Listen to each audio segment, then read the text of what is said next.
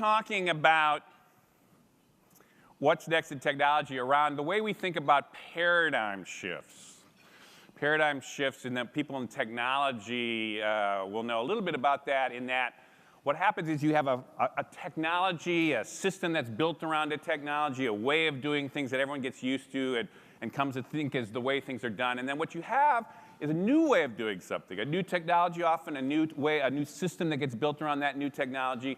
And over a short period of time, that system proves its superiority to the old paradigm. And what you have is a very quick shift into this new paradigm of technology.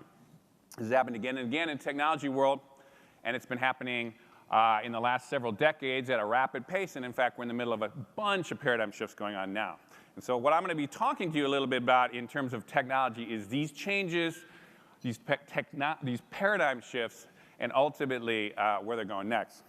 But before we actually go there, I want to put what's happening in technology in a little bigger picture. And we're all, I guess, roughly here, this audience is all Americans.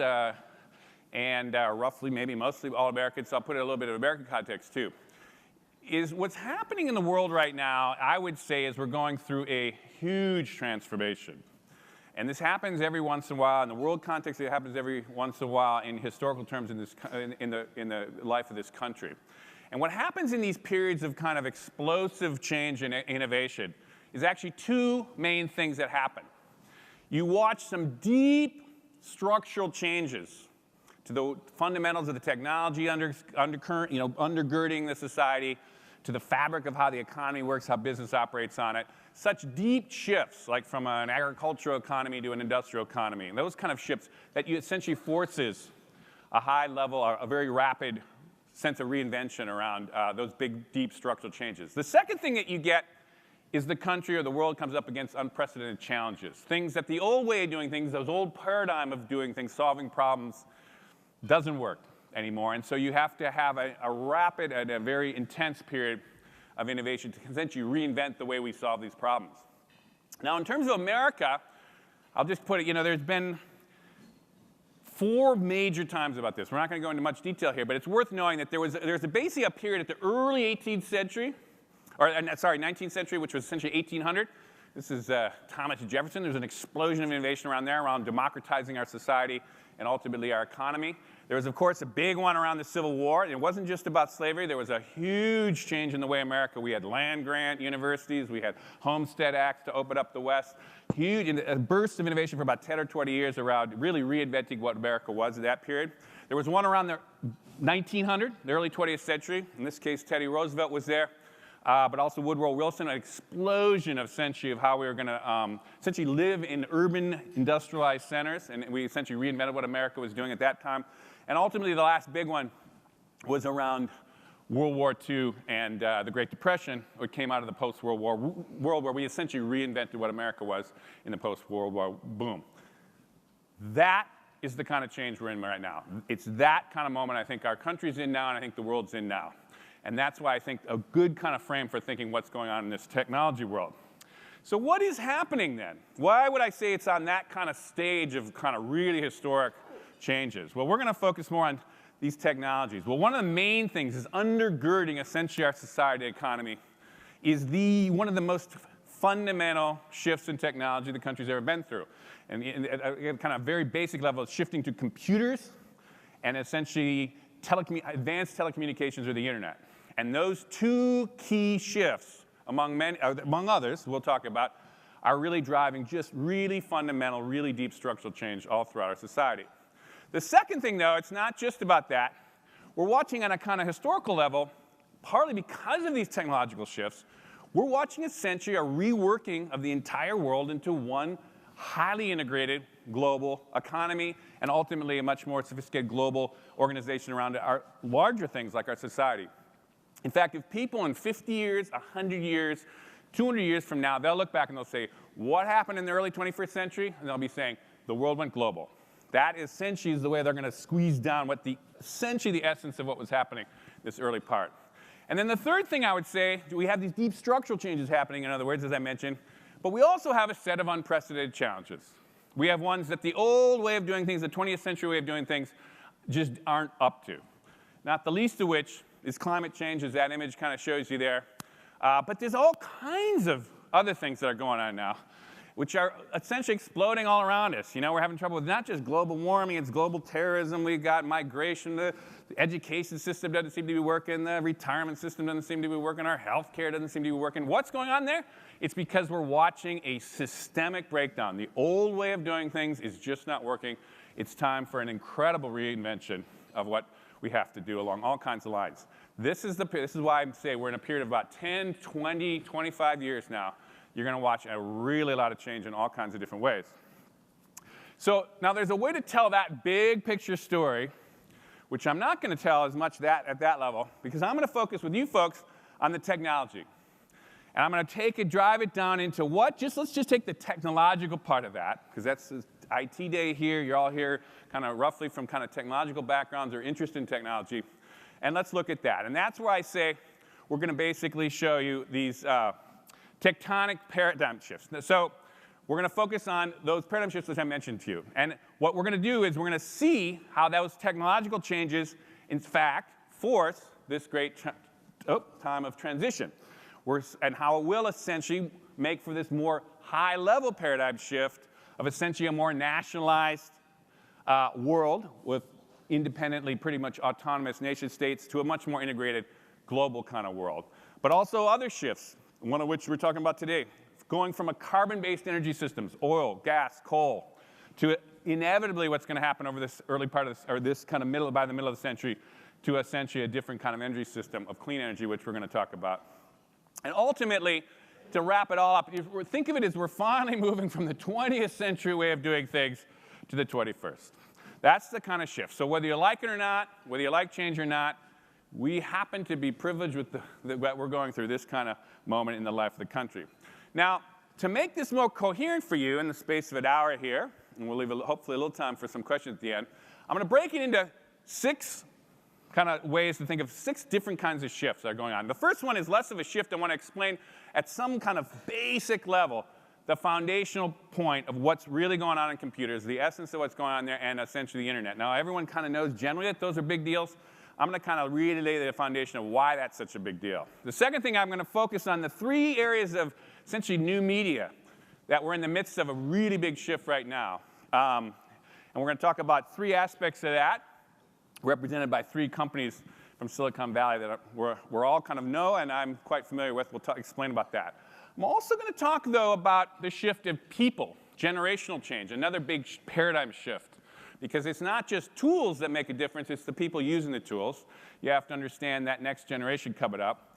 And then I'm going to talk about 3 last things. I am going to talk about this shift in energy, because as we gear up for the coming century, this change in our energy system is going to be as significant, essentially, as the change we went through in information technologies that we're kind of celebrating today. I'm ultimately going to reflect on a little bit of what you could expect in the relative near term about how this is going to help, how the changes in information technology might help the way we solve problems, these looming huge problems we're mentioning. And ultimately, I'm going to talk about a few last remarks on this great reinvention I think we're heading into in America. So it's a lot of material. It seems like a lot of things. You go, oh my God, how are you going to do that? I'm going to connect the dots between things you know, always with a forward spin of what, in fact, is next. And let's hopefully you'll have some fun with me today.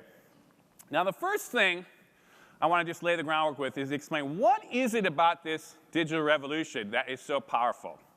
And the way to understand that is people outside, not all you are techies here, so I really want to also talk to people about the fundamentals of this, but also people who are in the technology field. It's a good little refresher to remind yourself of some of these facts.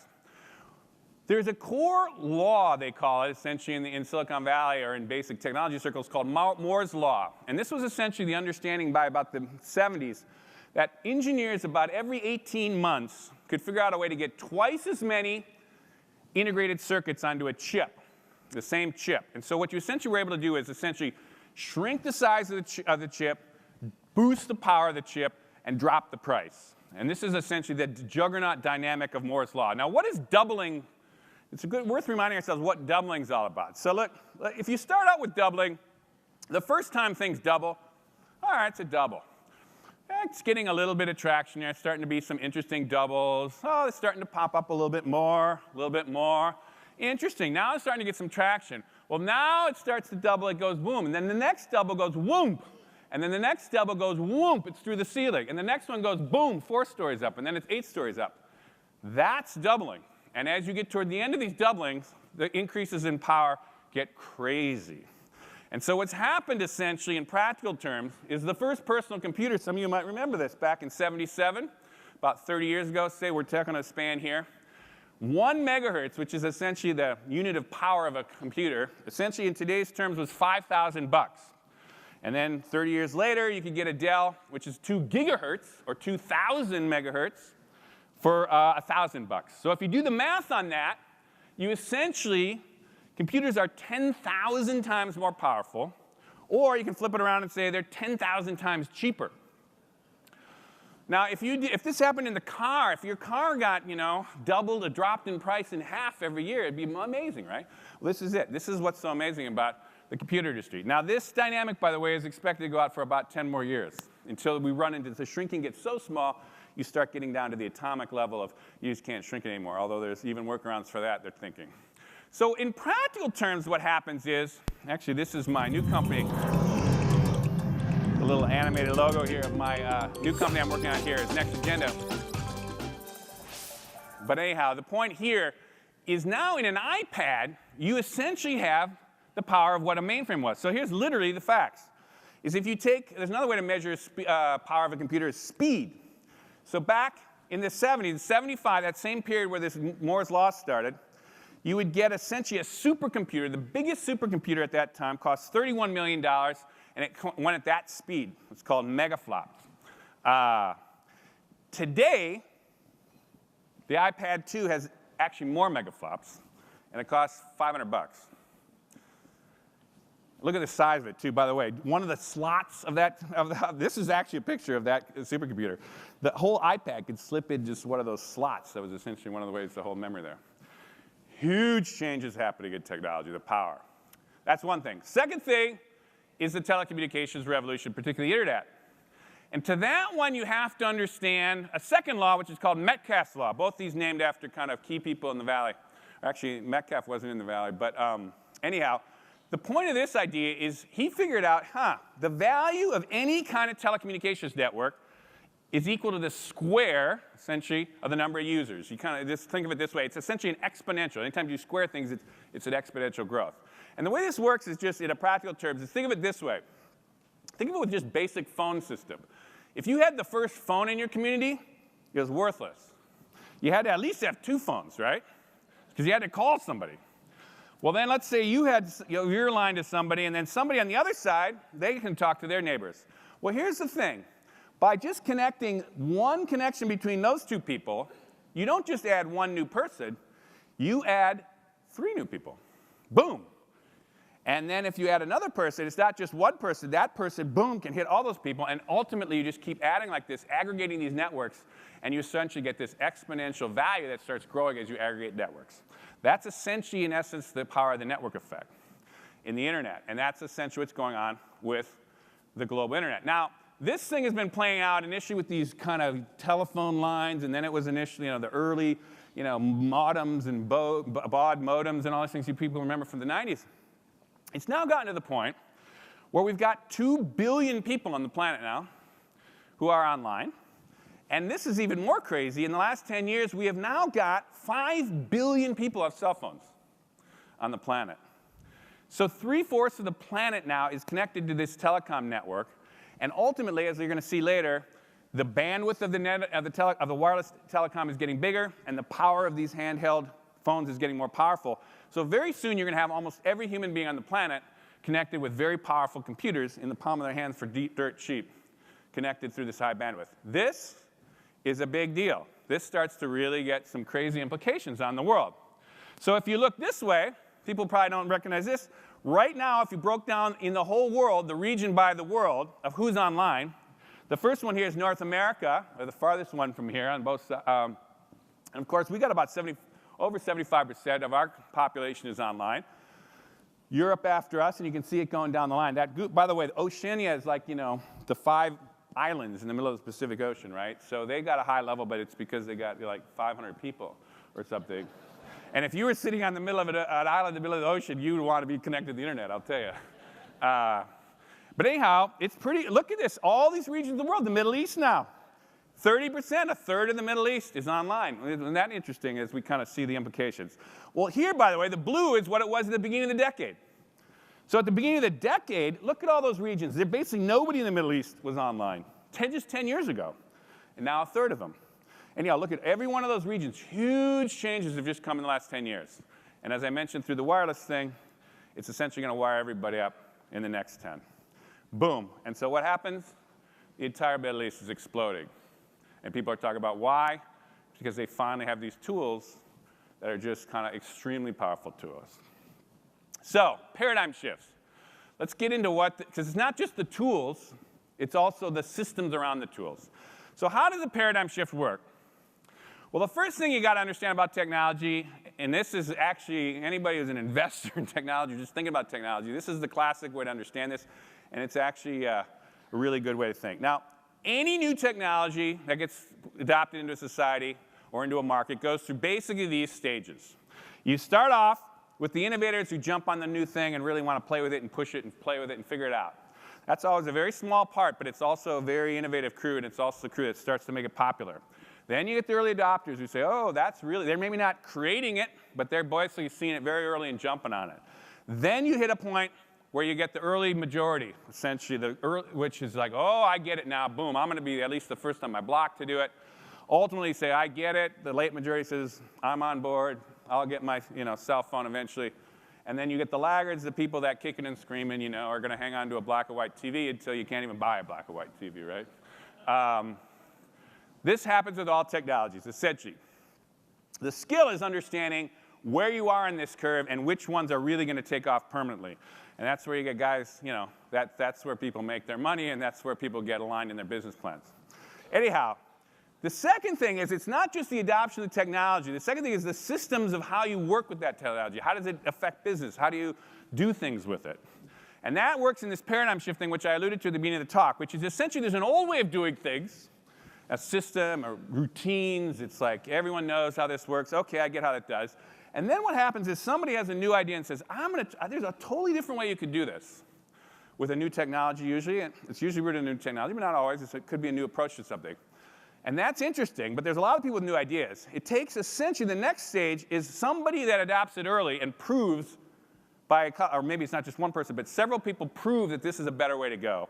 And as soon as that happens, and you say that is clearly superior to this old way, what happens in almost a flash of a blink of a historical blink of an eye, everyone shifts. And in fact, the old thing doesn't totally go away, but essentially all the energy goes to the new thing. This happens over and over and over again in technology.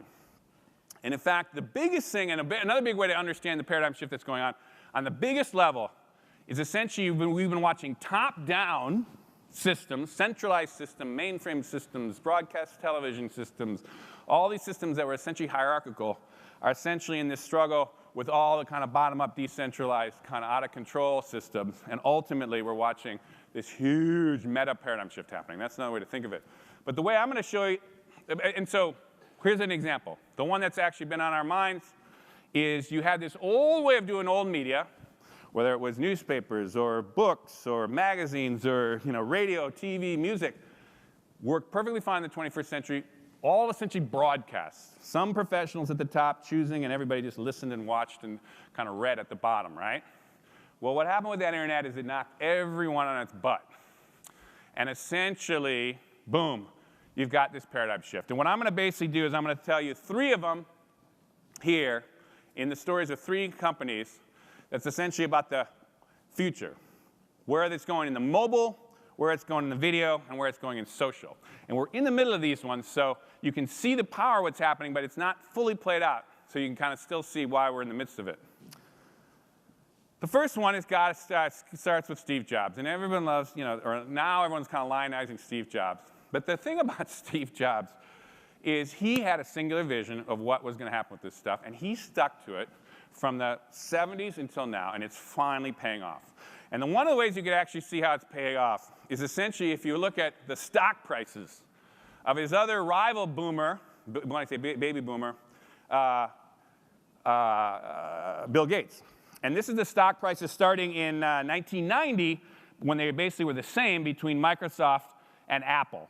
And of course, what happened with Microsoft is in the 90s, over the boom, their stock price went crazy. And everybody thought, oh my God, this is like, it totally made sense. That was the way. And Jobs just kept going, nope, nope, nope. It's this mobile, personalized thing, and I'm just going to keep at this thing. And he kept going, kept going, kept going. And what happened? Eventually, by the last decade, the 2000s, it started catching on with his ideas. And ultimately, it was the iPod, then it was the iPhone, and then now it's the iPad. And now Apple is the most valuable technology company in the world, bar none. And in fact, it's going up. So what is that vision then? Well, one of the visions, this is the latest manifestation of it. People say, well, what's with this kind of iPad? Is this a big deal or not? It is a big deal. And I'm going to show you very quickly why it's a big deal, and why basically everyone here is going to have one of these things or something similar in the next 2 to 3 years. It's essentially the last piece of the tool that allows all the digital media to finally work in a consumption way. It's essentially the medium that lets you go to long-form books, serious, deep kind of understanding things, allows you to really sit with it, curl up with it, spend a lot of time with it. It's also the format that finally allows you to get newspapers and magazines in all its kind of glory, in a way that you can really do it without the big broadsheets or the printed pages. And ultimately, it marries it at the same time with this extremely powerful new thing, which we're going to talk about a little bit, video. It is essentially this final interface that's bigger than the phone and mobile, but not as big as this kind of, even a laptop, which is too big to kind of lug around with you. This was the kind of the missing piece, and now it's in place. And the evidence is, when they came out with the iPad 2 about basically a year ago, or iPad 1 a year ago, in first 9 months, they sold 15 million of these things, and it was basically considered the fastest growing new product in history, not just the fastest growing tech thing. They've never seen a product go that fast. Now the iPad 2 is out. Again, they didn't even wait a year. They're expecting at least 48 million, close to 50 million of these things. They're backlogged 6 weeks. You can't even get them now. And what the other thing is, you start to look at the other facts of this. People wondered if people would read books on these things. Apple has already sold, in the first 9 months, sold 100 million books. 100 million books. People are reading on that. That's just that. Now, the flip side is everybody's behind this. You went to the Consumer Electronics Show at the beginning of this year. There are no less than 50 tablets. 50 distinct companies with distinct tablets now following the wake of this thing. That's what happens when you start seeing the early majority kind of kick in here. And ultimately, you got, and that's now we talk about Amazon, 100 million books for Apple. They're not even in the book business. Basically, Amazon is. But look at these numbers. Amazon now sells more ebooks than paperback books. It's 3 times as many ebooks than hardbacks. And ultimately, they've got basically 800,000 titles now. They don't even have all the titles in there, but they're coming fast. If anyone needed evidence that this is the way people are going to read books, look at those numbers. So essentially, and then the next thing that's going to happen is the capability of these new tablets, because you can interact, you can see all these things, you've got video, is essentially you're watching the reinvention of books. And this is actually, Al Gore just came out with a book last Friday. It's the first version of a book I've seen like this that isn't just about reading the books and flipping the pages. It's actually using video. It's using all kinds of interactive graphics, and it's actually doing what essentially is going to get reinvented there. My company is actually involved with a project now with a European company where we're doing the same thing with another book on the mobile media future. So you're watching the book get reinvented around this stuff too. So just to remind you how that works, iPad 1, iPad 2, and these early things track the inevitable. This is what's going to happen in that space. Now, the second thing that's so wild about what Jobs was, he wasn't just working on consuming media. He's been thinking about producing media. And essentially what he's come up with the iPhone, was essentially a tool that allows anybody to essentially create media. So, for example, this thing will shoot, the iPhone 4 now shoots HD video. HD video 10 years ago would have cost you $10,000 at least to get a good HD camera. And now, $199, and anybody will walk around with the HD version of that. You're always connected. You can always kind of report on stuff. And ultimately now you got 100 million iPhones now have been sold in the last 3 years. And of course, smartphones are following in their wake, the same thing like with the tablets. So on top of that, there's all these apps. So people say, well, what's apps? Apps are essentially making very complex things that are hard to do or only techies can do, just make it dead simple. So all you got to do is push your button and boom, something neat happens. It makes everything idiot-proof. And this is the way the computer industry is going now. It's like, and just, look at the numbers. Again, there's been 1 billion of these things that downloaded. Every day, 5.5 million. And of course, Google and Androids and all these different, all kinds of these are happening. They're happening now on TVs. They're happening on desktops.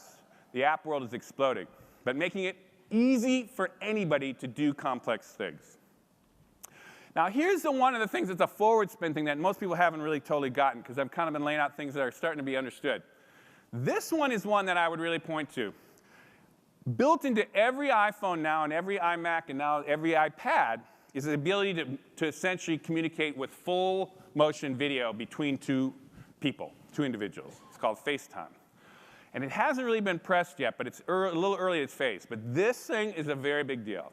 This is essentially the way that we are going to open up full video channel between individuals, which will blow away voice channels or even particularly texting channels. And the reason this is important is we have essentially been perfecting for 1 million years how to communicate through our face. How do we communicate face to face? So when someone's winking at you, or they kind of screw their nose up, or they kind of like, you can read people beautifully, because we've had 1 million years of evolution to figure this out. You can't really figure out when that guy is texting you, something, what the heck he really means, what he's really feeling. You can't read him. We're going from that world to this world in the space of the next 5 years. That's a big deal. That really makes communication pretty amazing. Now, to do that, we're shifting now to the second piece, which is the video future. Because if that was the mobile future is happening, hang on for that ride, the second ride is the video future. And the video future we're already in, but people just haven't fully understood it yet. And the ones to understand in this one is the Google guys, who are not the boomers, they're the Gen X generation below that. And these are the Google guys who essentially bought YouTube, because I'm going to talk about YouTube here, although Google has its own story, which is really interesting to talk about as well. Now, what you need to know if you're not in the computer industry is this is the best way to understand what's happened to the internet in the last 20 years. And that there's basically been 2 booms in the internet. There's the first boom, think of it as the low bandwidth boom. And that's where essentially the pipes were thin, and they could only suck in anything that had to do with text or photo. So any media that could get on that thing, which was text and photos, did so. And if you look at that story, I was at Wired at the time, and people were like, oh, no one's going to read text, or, newspapers don't have to worry, whatever. Anyhow, of course, that story played out exactly that way. We know how that went. The second decade is the high bandwidth boom, internet boom. And the reason that is because the media after this needed bigger bandwidth. And in fact, the first industries to get hit were the next size up files. So which are the next biggest files in media? Sound files. So who got hit first? Music industry. And what happened? All these kids were doing Napster and trading songs and blew apart the music industry in the early part of the 2000s, right? Then what happened? Bigger files, TV. What happened? YouTube. Boom, that happened. And now what we're watching is we're watching the whole film industry essentially getting upended by Netflix now. Netflix actually moves more. It takes more bandwidth on the internet in any given night in the United States now than anybody. And essentially that's because they're moving insane amounts of movies, essentially, over the internet. So anyhow, that's one way to think about this. And the way to kind of understand it from a kind of practical point of view is to send a piece of text is that much information. To send a photo is that big. That's essentially the equivalent of video. Huge amount of information to moving motion video. 30 times a second, you've got to move information on what that person's doing, right? 30 times a second, a lot of information. But why is that important? Because of that exact thing. That motion allows you to see the winks, see the little subtle things. It's essentially conveys an incredible density of information to you, but takes a lot of room. So we had to build the pipes out. And that's what basically happened. And this is a very cool data here is essentially this is the traffic on the backbone of the internet from 1990 to 2010, the same 20 years I just pointed out to you. Now, if you start, it's a percentage of traffic. So if you look at the closest side to be here, I don't know if I'm out of the light here, the World Wide Web didn't exist in 1990, right? So its percentage was 0 part. But essentially, once the web took off, the web by 2000, that's the one on the bottom there, is half of all internet traffic was the web, right? Well, then what happens at that point? You start to see the beginnings of video. But where did video really kick? That's the blue one, 2005. What it was at? That was YouTube. And now, video is over, it's 51%. It's over half of all internet traffic now is video. Already, half of all internet.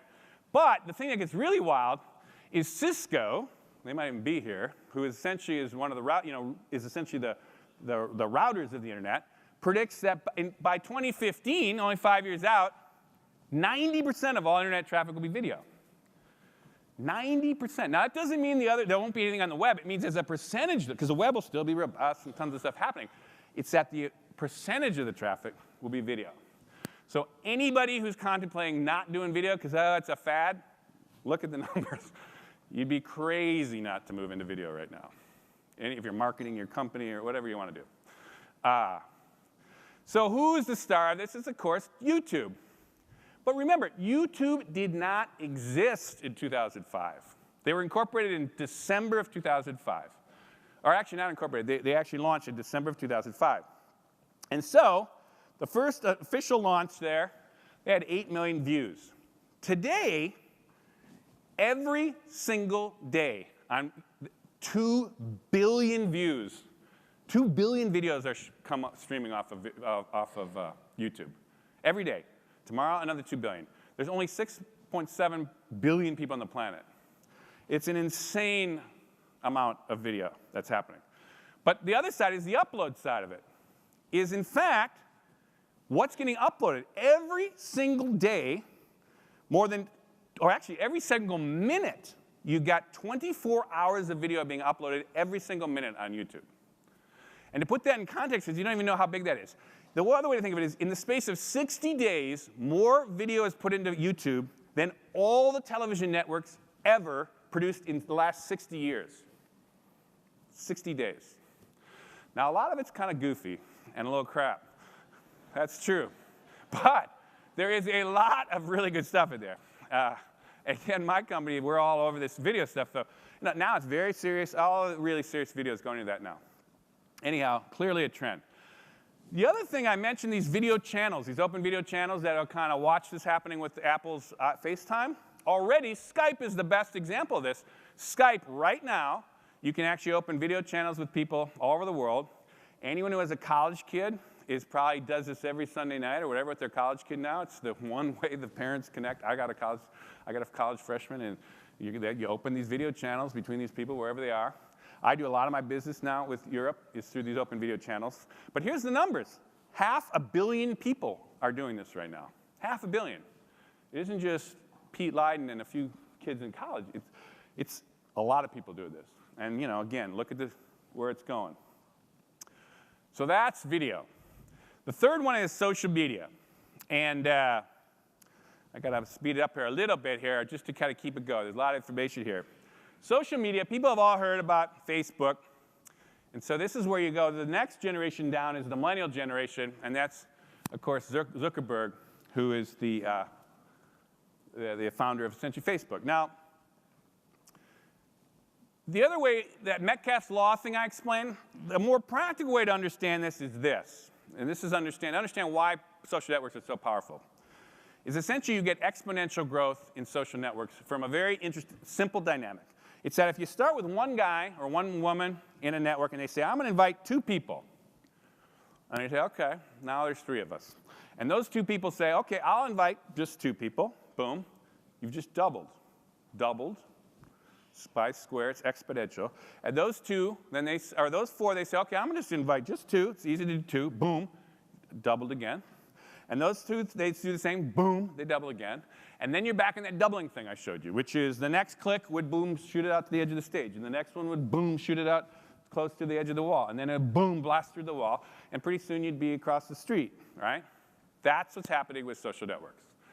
No one person is doing any much more work than just inviting 2 people, or whatever, 500 people in some cases. But so what's happened now is if you take the biggest countries in the world, China and India being the biggest, and the third biggest is the United States, Facebook is now the 3rd biggest country in the world.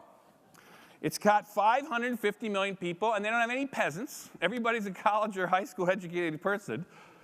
It is an incredible group of people, and it's growing. It's growing. In fact, I don't know the latest numbers, but back when I was checking about 6 months ago, they were adding 700,000 new people a day. That's like the size of the LA Times every day. Crazy numbers. And then, of course, the numbers here, we could go through this in more time. But people say, oh, well, OK, what's the big deal? Well, one of the things is out of that 550, half of them use it every day. So you can say, well, it's not just you go on once. They go on every day. The average user basically spends an hour every day on it, the average user. So this is not just a trivial little thing. This is people, and they're moving an insane amount of data around, sharing it essentially, which is what shared content is all about. This is essentially the way people are communicating. Now, Twitter. It's just obvious thing here to say Twitter, but people go, what's the big deal about Twitter? Well, think about it this way. I tell general audiences about this. Think about it this way. What if you could choose 100 of the smartest people you know in the world, that you don't even personally know. Just, I know that guy, Bill Gates or something, or I know somebody who I'm interested in. And that person every day would tell you something significant about what they're thinking about and link you to what they think is really interesting to look at out of all the things to look at. And it was free. That would be a pretty cool thing, right? People would pay a lot of money for that, you'd think about it. In fact, but that's Twitter. It's like every day you can just connect, oh, what is that guy thinking? Wow, that's interesting. Oh, what did he say I should look? I'm going to look at that thing. That's social networking through Twitter. Twitter, very powerful. Think of Twitter as like a research tool. That's what it is. It's like, what are smart people thinking now? That's the serious way to think of Twitter. Anyhow, very powerful thing. Those are the numbers, of course, and it's the same curve I've been showing you guys. But anyhow, if you want to see, and this is the number of tweets. Those little tweets add up, by the way. There's 5 billion tweets that are posted every quarter.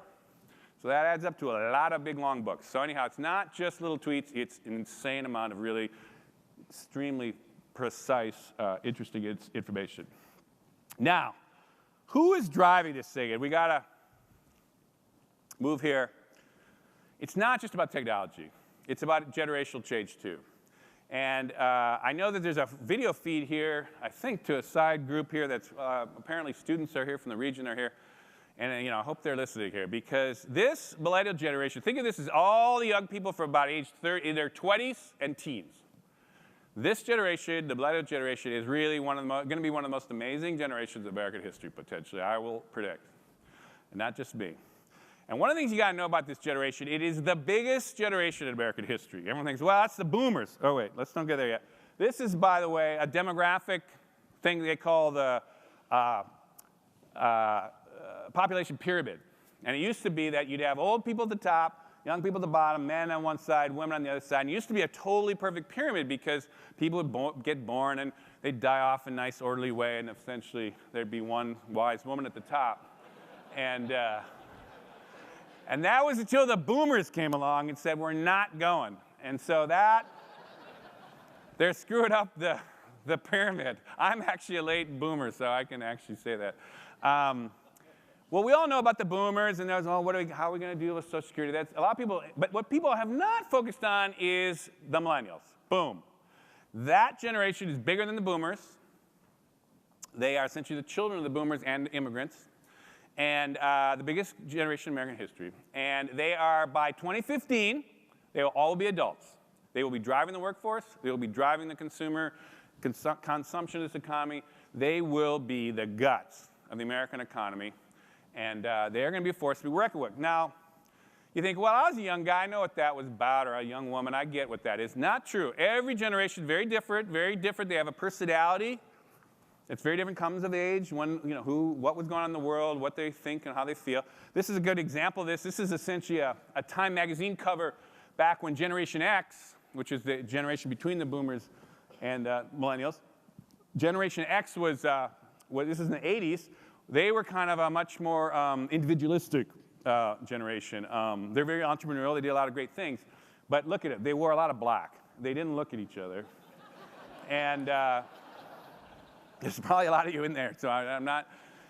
But this is the millennials. The millennials, on the other hand, and anyone who has kids in this age, they're just hugging, and they're all over each other, boys, girls. You can't do anything without 20 of them. And anyhow, totally different personality. So anyhow, when you think about that, seriously, there's a bunch of ways to think about this generation, and I do a whole talk on this thing, but I'll give you just 5 things to think about. One is it's the most diverse generation in American history. 40% of them are from different races. They do not see the difference in races. They don't see the difference. They really don't. They're over that, and they can't really figure out why everyone's so uptight about it. They're the most endowed generation. We kind of wring our hands about the education system. They are by far have the most, they grew up in the most affluence. They've grown up in the most, been given tons of opportunities in a way that, clearly there's a crew, there's a, there are groups that are struggling in that, but in general, as a generation, incredibly they're the most global generation. Like, at least 25% of all college kids now do study abroad at some point. In elite schools, it's like 60% of people in elite schools now go abroad. Incredible kind of access to the world. They're extremely civic-minded, unlike generations before them. Can do, into politics, love, getting into that. And ultimately, optimistic, can-do folks. Really different generation, really powerful generation. And of course, born into this world. This is the crew that they don't even get. Like, what was a dial-up telephone? Don't even know. Anyhow, it makes it. This is where they're coming of age. Now, not just Americans. And this just to give you a little sense of what's happening all over the world. This is happening all over the world. And here's a little fact. You want to understand what's going on in the Middle East? Look at this next slide. This is the millennial. Actually, this isn't just the millennials. This is everyone under age 30 in these countries. Well, let's think. In the United States, 41% of our population is under 30 right now. Basically, the millennials, and then the little kids that we haven't figured out what to call them yet. Because you don't really understand what a generation is until they kind of come of age. So, wow, Tunisia had that big revolution, right? Wow, they had 51%. Interesting. Well, there's a lot that's happening all over the Middle East. Interesting. Libya, that's a problem place. Boom. Wow, 61% under 30. Egypt, wow, they had that revolution. Wow, interesting. Isn't that interesting? Jordan's been having trouble. Syria's been having trouble. Iraq's having trouble. And Yemen's a big place, right? Yeah, 75%. 3/4 of the country's under 30. Tools and demographics. Apply it to the world, you can see the world in real change. So, I want to shift to final, kind of as we start turning towards the end of this thing. Look ahead to the next technologies that are beyond the IT stuff. And the way to understand this, and again, if we had a little more time, I'd go into more, is essentially these curves keep coming back, right? Well, there was essentially a ton, actually Hanford here, you're close to it. There was a ton of innovation in essentially the technology that came spilling after the war into the American economy. Mainframe computers, atomic energy, commercial aviation, plastics, all kinds of stuff, which I would argue was one of the fundamental reasons behind the American boom in the 50s and 60s. Then what you had in the 80s, starting in the 80s till, and we're in the middle of this now, you had this computer and internet thing. And by now I should hope you're kind of following that story and thinking, okay, that's a big deal. So then you think, this though is, if you really look out, there's the next set of technologies. And this next set of technologies is the one that you got to starting to screw your head onto. And we're going to at least touch on this. And then 3 biggies I'd say: biotech and genetics, huge thing. We could talk a lot about that. Clean tech, energy, we are going to talk about. And nanotech, which is essentially manufacturing at the atomic level, which is a very real science and is real industries, and there's a real traction. I am not going to talk about bio and nano given time. I am, though, going to talk briefly about energy, and I guess it's also part of your thing, the energy day, too. Now, I don't know the politics of exactly this part of the country here, per se, so I don't want to wade too deep into the partisan side of energy, but I will say this. The scientific evidence is pretty clear here, that we are we are changing, humans are changing the climate of the planet. And there's a debate, some kind of debate you could say, but not really.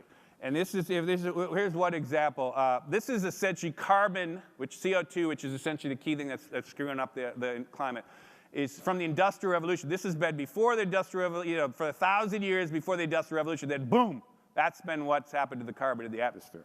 There's other charts you can see. These are the last 25 years of regions of the world that have heated up. If it's red, it basically went up a degree.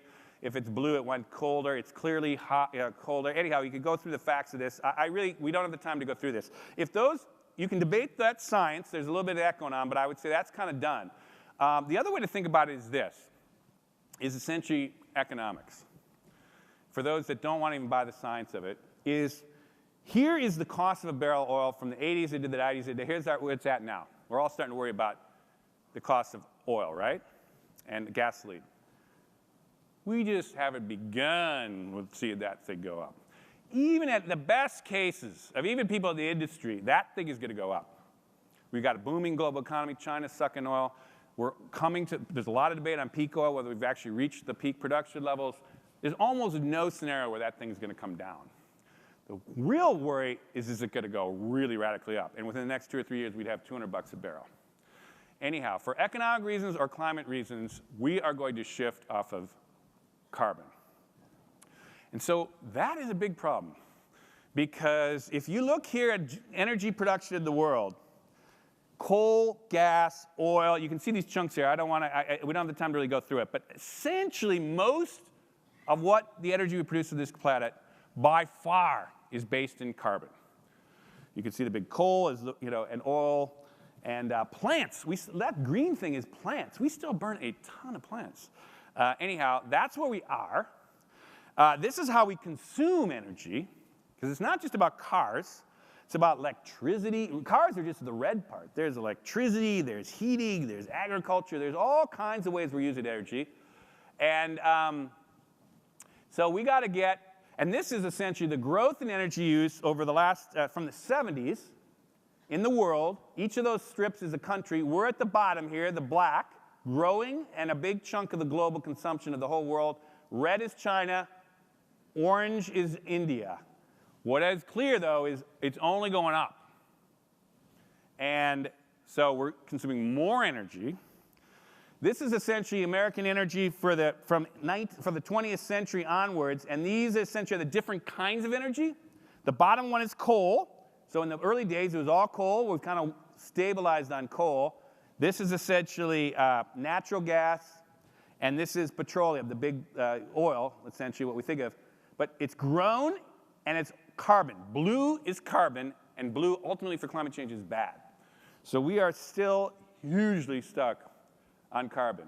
Now, the good news is we can actually have all the technology and all the understanding of how to essentially shift dramatically in the next 35 years or so to essentially a situation where we've got to get 16 terawatts. Terawatts is the biggest kind of unit we think of in the world essentially consumes about 18 terawatts of oil. Not of oil, of energy a year. We could probably through conservation get down to about 16. So, but from 16, we got to essentially we're going to never get totally off of fossil fuels, but somehow we got to come up with essentially the math here is about 11 terawatts of clean energy. That's a big deal. Now, how can we do that?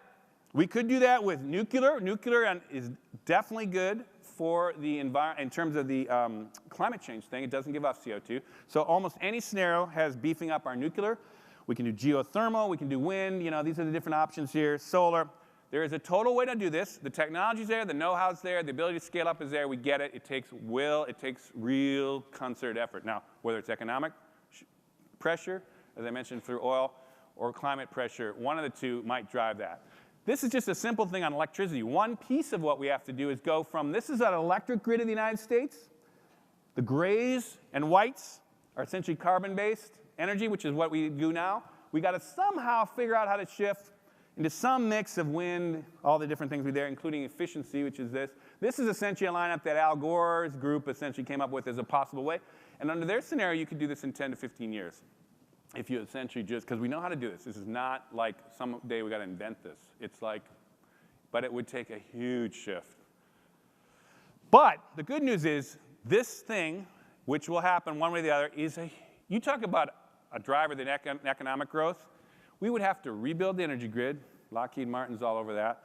We basically got to somehow refigure the transportation system. You would have to essentially get this all connected through high bandwidth internet and all this other stuff to coordinate it.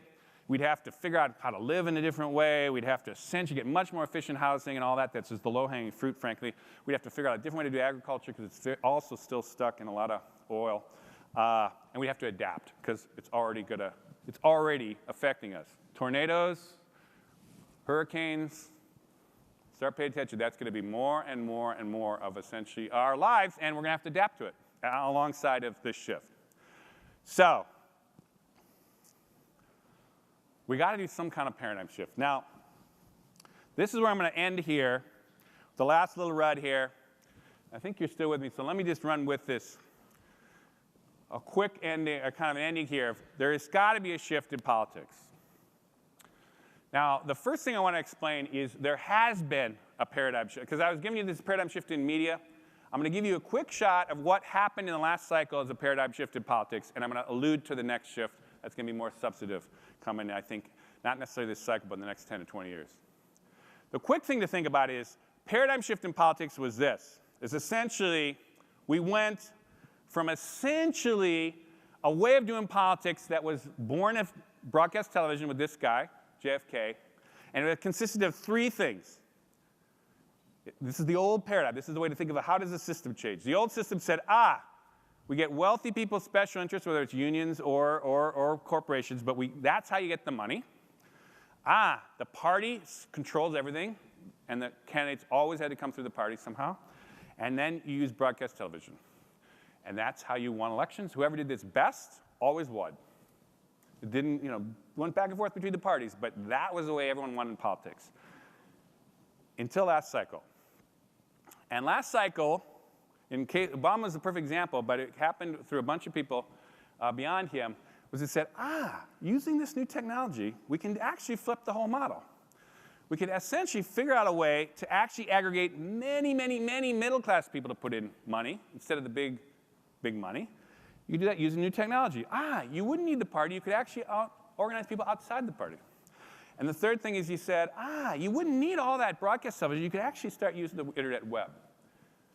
That's what Obama did.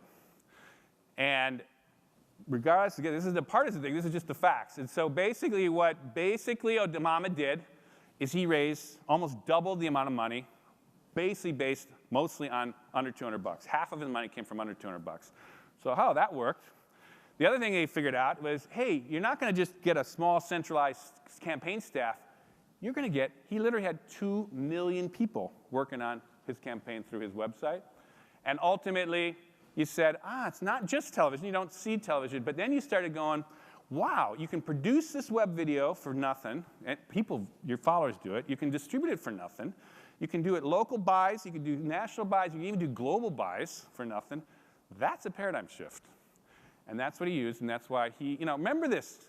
Remember the black guy with 2 years' experience in the Senate, who everybody said was never going to beat Hillary Clinton. And now he's the president. Now, I'm just using this just as an example to say that's taking advantage of a paradigm shift.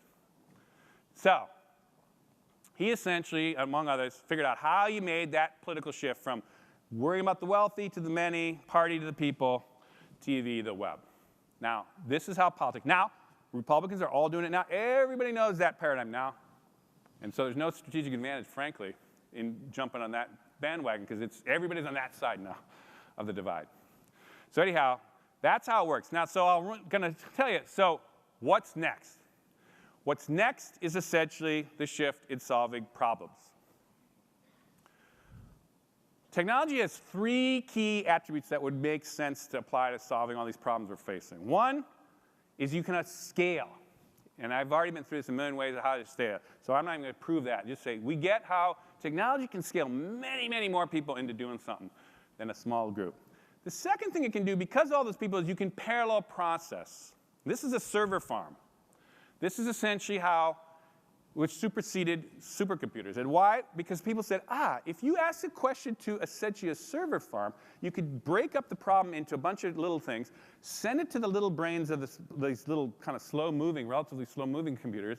They'd each solve a piece of it, and then they'd slap it back to you in an instantaneous second through telecommunications. That's the server farm. That's how Google works. That's how you get that back in a second. It's essentially it distributes your problem and brings it back in like this flash of an eye. So anyhow, but you can start to do that in a bigger way. You can say, so we can start taking all these problems I showed you at the beginning there, and we can start actually breaking even all those problems down, and you can actually scale tens of thousands and millions of people, frankly, around this, working on these things. So that's the way you can start to do things besides just having everyone go to Washington and sit in a think tank and get 10 people in a room. This is a way that you start to do things. Ultimately, though, this is the key one. You could start to break down space and time. Space. So we are now going from a physical meeting here is how we've solved problems forever. Physical people in the same room. Well, then we start thinking, what would help us do that same meeting but from afar? Well, we can send emails back and forth, which is still the way most people do things. And then we realized, you could actually have instant messaging. Same time you could talk to people. And so then there was Skype. You can open these videos. And so anyhow, what we've had is a proliferation of these little pieces of the tools of we can collaborate from afar. Well, what's happening now is you're starting to watch essentially different, now you're to the next generation, which is how do we integrate all those things into a different way? And now there's a bunch of startups, like Jive is one of them here. I don't know how do you know these Yammers box. They're starting to say, how do we start to integrate that experience so that all you have to do is use one tool or several tools and essentially can get to the point where you're getting to essentially where you get a virtual meeting here, which is getting close to the subtlety and complexity of physical meetings. That's the goal. Well, the thing is, the technology is getting us close there. It's not there yet, but I would say within 5 to 10 years, we will be able to hold the same kind of what it takes in this physical meeting. You see me, you feel me, we're connecting. We'll be able to do that virtually. And then once you start doing that, you can scale up these problems. Now, the proof of this, and this is how I'm going to end here, is I want to show you an example of this, which is an example of taking advantage of these new tools to do something that is extremely nuanced and extremely complex. That is a nice insight into how we're going to get into the future here and solve these things. And this is essentially the virtual choir. What this guy did was he took a YouTube video in which he basically conducted and gave people music, and he had all these people on the internet just let random people essentially audition and send him their video of them singing. And he chose the right ones. He got them to practice. He got them to sing. And they basically came up with, I'll show you a little fragment of this thing.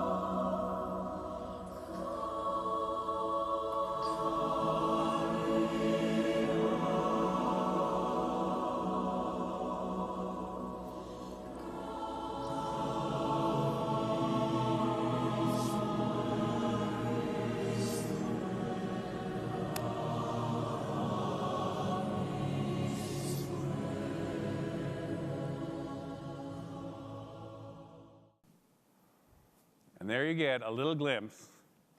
You notice those are all millennials. Nobody was in the same room. No one saw each other. Nobody gathered. No one paid plane tickets. No one had to buy special equipment. No one did anything. They sat in front of their computer that they already had and basically did their part to do a beautiful, complex, collaborative piece.